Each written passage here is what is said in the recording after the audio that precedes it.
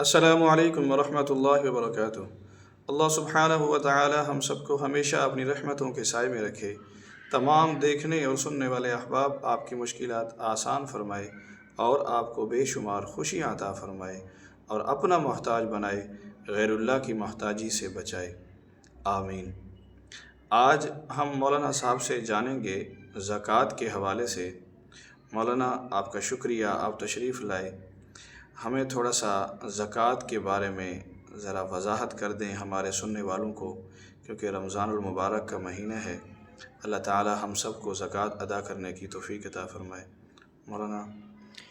نحمده ونصلي على رسوله الكريم اما بعد فاعوذ بالله من الشيطان الرجيم بسم الله الرحمن الرحيم خذ من اموالهم صدقة تطهرهم وتزكيهم بها صدق اللہ العظیم۔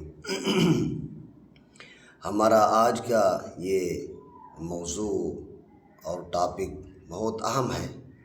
اسلام کے بنیادی اراکین میں سے ایک رکن زکوٰۃ ہے۔ جیسے نماز فرض ہے، روزہ فرض ہے، اسی طرح مالدار صاحب نصاب لوگوں پر زکوٰۃ بھی اسی طرح فرض ہے۔ جو آیت مبارکہ میں نے تلاوت کی ہے، زکوٰۃ کے فوائد میں سے کچھ فوائد کو اللہ تعالیٰ نے اس آیت مبارکہ کے اندر بھی ذکر فرمایا کہ خذ من اموالہم صدقۃ تطہرہم وتزکیہم بہا۔ جناب نبی کریم صلی اللہ علیہ وسلم کو اللہ تعالیٰ فرما رہے ہیں کہ آپ مالدار لوگوں سے زکوٰۃ وصول کریں، ان سے زکوٰۃ لیں۔ اس کا فائدہ کیا ہوگا؟ اس کا فائدہ یہ ہوگا کہ تطہرہم، زکوٰۃ کی ادائیگی سے بقیہ مال پاک ہو جاتا ہے، مال پاکیزہ اور عمدہ اور بابرکت ہو جاتا ہے۔ وَتُزَكِّيهِمْ بِهَا، اور زکوٰۃ ادا کرنے والے کا اپنا نفس پاکیزہ تزکیہ ہو جاتا ہے۔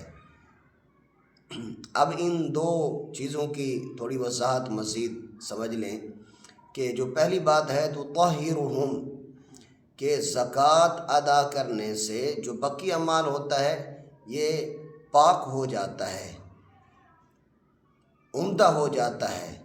علماء نے اس کی وضاحت یہ لکھی ہے کہ جب مالدار آدمی اپنے مال کی زکوٰۃ ادا کرتا ہے تو اس کی مثال ایسے ہے جیسے اس نے اپنے مال کو دھو دیا، ایک قسم کا جتنا اس کے اندر میل کچیل تھا اس کو اس نے الگ کر لیا۔ اب اس کا مال بالکل پاک صاف، یعنی اس کے لیے اب کھانا استعمال کرنا یہ ایسے جیسے یہ بہت عمدہ اور پاکیزہ چیزیں کھا رہا ہے۔ اب اس کے مال کے اندر برکت آئے گی، اس کا مال بڑھے گا، اس کی تجارت کے اندر جو ہے نا برکت آئے گی۔ کیوں؟ اس لیے کہ اس نے اللہ تعالیٰ کے حکم کے مطابق اس نے اپنے مال کو پاکیزہ بنا لیا۔ چونکہ ہر چیز کی پاکیزگی کا ایک الگ طریقہ ہے۔ انسان ناپاک ہے تو غسل کرنے سے پاک ہو جائے گا، کپڑا ناپاک ہے دھونے سے پاک ہو جاتا ہے۔ تو مال کے اندر بھی پاکیزگی کا یہی طریقہ ہے کہ جب ہم مال کی زکوٰۃ ادا کرتے ہیں گویا کہ ہم نے مال کو دھو دیا، اب مال پاک ہو گیا، پاکیزہ ہو گیا۔ اور وَتُزَكِّيهِمْ بِهَا، انسان کا زکوٰۃ ادا کرنے والے کا اپنا تزکیہ کیسے ہوگا؟ اس لیے کہ مال ایک ایسی چیز ہے کہ اس کی محبت انسان کے دل کے اندر جو ہے نا اپنی جڑیں گاڑ دیتی ہے۔ کبھی بھی انسان مال سے سیر نہیں ہوتا، بلکہ نبی کریم صلی اللہ علیہ وسلم نے تو یہاں تک فرمایا کہ اگر کسی کے پاس سونے کی ایک وادی ہو تو اس کا دل اور اس کے نفس میں یہ بات آئے گی کہ یہ کم ہے اور ہونی چاہیے۔ مال کی محبت بڑھتی رہتی ہے۔ لیکن جب انسان اپنے مال کی زکوٰۃ ادا کر دیتا ہے، اللہ کے نام پر قربان کر دیتا ہے، پھر اس کے اندر مال کی جو محبت ہوتی ہے وہ محبت ختم ہو جاتی ہے۔ اور پھر اس کے اندر علماء نے فرمایا کہ اگر کوئی آدمی یہ چاہتا ہے کہ اس کے نفس کے اندر اور تزکیہ ہو جائے، پھر یہ ہے کہ اپنے مال کی زکوٰۃ بہت خوش دلی سے دے اور عمدہ سے عمدہ چیز مال کی پیش کرے۔ کیوں؟ اس لیے کہ اس میں انسان کا اپنا ہی فائدہ ہے. ہاں، دنیا میں بھی فائدہ ہے، آخرت میں بھی فائدہ ہے. دنیا میں فائدہ کیا ہے؟ اس کا مال بڑھے گا، اور اگر زکوٰۃ نہیں ادا کرے گا تو اس کا مال کم ہو جائے گا. کیسے کم ہو جائے گا؟ ایسے کم ہو جائے گا کہ اس کے اندر سے برکت ختم ہو جائے گی. جب برکت ختم ہو جائے گی تو مال دن بدن کم ہو جائے گا، بیماریاں آئیں گی، نقصانات ہوں گے، اس کا پیسہ ناجائز جگہ استعمال ہو جائے گا. تو اس لیے اگر کوئی آدمی یہ چاہتا ہے کہ میں اپنے مال کے ساتھ خیر خواہ ہوں، اپنی تجارت کے ساتھ خیر خواہ ہوں، اور وہ اس کے اندر بڑھوتری چاہتا ہے، برکت چاہتا ہے، سکون چاہتا ہے، خوشیاں چاہتا ہے زندگی کے اندر، تو اس کو چاہیے کہ زکوٰۃ ادا کرے. اور اگر کوئی آدمی یہ چاہتا ہے کہ میری اپنی ذات کے اندر پاکیزگی ہے، اپنے اس کو اپنی راحت محسوس ہو، سکون محسوس ہو، تو اس کو چاہیے کہ زکوٰۃ خوشی سے ادا کرے. جب زکوٰۃ خوشی سے ادا کرے گا، اب اس کے مال کے اندر بھی برکت، ذات کے اندر بھی برکت. البتہ اب یہ ہے کہ زکوٰۃ کس مال پر آنی چاہیے، اس کی وضاحت ہم انشاءاللہ اگلی ویڈیو میں کریں گے.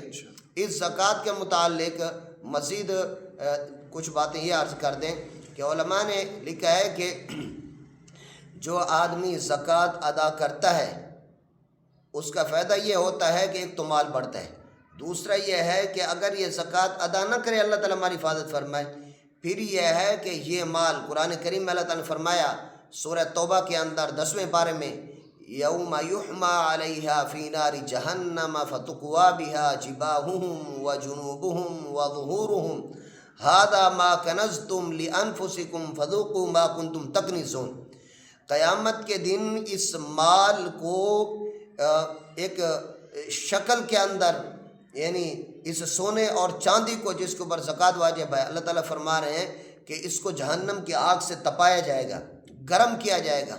گرم کرنے کے بعد فتقوی بہا جباہہم، پھر اس کے جو رخسار ہیں رخساروں کو داغا جائے گا. ہاں، وجنوبہم، اس کے پہلو کو اس سے داغا جائے گا، جیسے پہلے زمانے میں لوگ جانوروں کو داغتے تھے. وظہورہم، اس کے پیٹھ کے اوپر اس مال کے ذریعے سے داغا جائے گا، اور کہا جائے گا کہ ھذا ما کنزتم لانفسکم، یہ وہی مال ہے جس کو آپ نے اپنی ذات کے لیے جمع کر کے رکھا تھا، زکوٰۃ نہیں دی تھی. فذوقوا، اب اس کو مزہ چکھ لو، ما کنتم تکنزون، جس کو تم نے جو ہے نا وہ جمع کر کے رکھا ہے.